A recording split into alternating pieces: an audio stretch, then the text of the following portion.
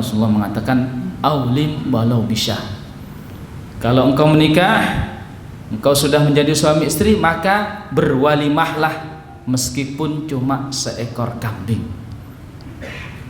Dari sini para ulama menyimpulkan bahwasanya walimah itu disyariatkan.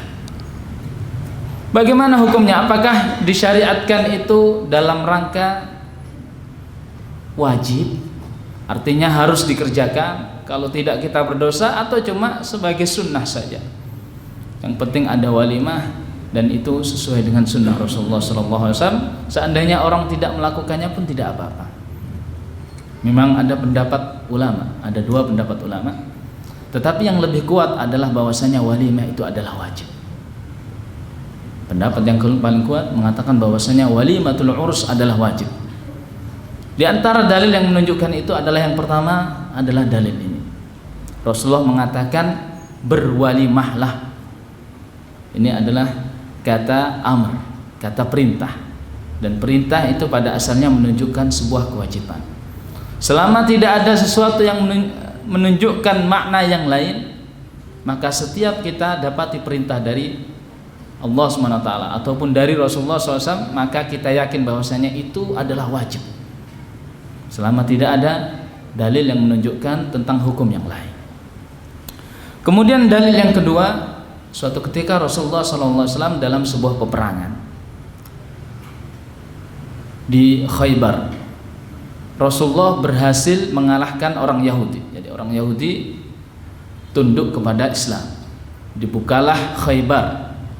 Kemudian di antara orang-orang atau di antara wanita-wanita yang masuk dalam tawanan itu adalah Safiyah, istri Rasulullah SAW. Ya, pada waktu itu Safiyah masih belum menjadi istri beliau. Jadi Safiyah bintu Huyai. Huyai ini adalah bapaknya. Huyai ini adalah pentolannya orang Yahudi. Kemudian suaminya adalah pentolannya orang Yahudi juga. Jadi suaminya, bapaknya semuanya meninggal dalam peperangan ini. Makalah tinggallah Safiyah ini ditawan dan menjadi bagian Rasulullah SAW. Ketika selesai peperangan, dalam beberapa hari ketika masa iddahnya habis, maka Rasulullah SAW menawarkan untuk menjadikannya sebuah istri. Ya, Rasulullah SAW mengangkat derajat wanita ini, yang mulanya adalah budak, kemudian diangkat derajatnya menjadi ummul mukminin. Ada hikmah yang disebutkan oleh beberapa ulama. Di antara hikmahnya adalah supaya orang-orang Yahudi, ya, yang mereka membenci Islam, mereka lebih condong kepada Islam. Karena ini Safiyah dari orang Yahudi masuk Islam. Supaya orang-orang yang memusuhi Islam dari kalangan mereka lebih cinta kepada Islam dengan masuknya Safiyah ini.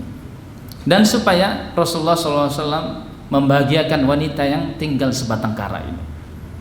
Nah, setelah Rasulullah SAW menikah dengan Safiyah, maka pada hari berikutnya Rasulullah mengadakan walimah. Pada hari itu Rasulullah SAW tidak mengadakan walimah, tidak ada daging, tidak ada roti, yang ada cuma kurma, kemudian akid. Akid adalah susu, samin adalah mentega. Jadi kurma, akid dan susu.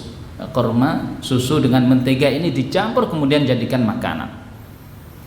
Para ulama berdalil dengan hadis ini bahwasanya walimah itu adalah wajib. Karena coba Rasulullah SAW dalam kondisi yang safar, kemudian dalam kondisi yang minim makanan, tetapi Rasulullah tetap melakukannya. Ini menunjukkan bahwasanya walimah itu adalah sebuah kewajiban. Walimah ini tidak khusus bagi orang yang kaya raya, tidak khusus bagi orang yang mampu, tetapi semua orang insya Allah mampu melaksanakan walimah ini. Coba kita lihat walimah Rasulullah SAW, seorang pemimpin Islam, tetapi walimahnya cuma kurma, susu dan mentega. Bahkan lebih dari itu, diriwayatkan bahwasannya Rasulullah SAW berwalimah hanya dengan 2 genggam syair. 2 genggam syair cukup untuk walimah Rasulullah SAW. Syair itu apa? Syair itu adalah sebuah makanan sejenis dengan gandum, tetapi dia dari jenis yang paling jelek. Sekarang tidak ada orang yang makan syair. Sekarang yang dimakan adalah bur, jadi gandum yang baik. Tapi pada waktu itu yang dimiliki oleh Rasulullah SAW adalah syair, maka beliau berwalimah dengan syair.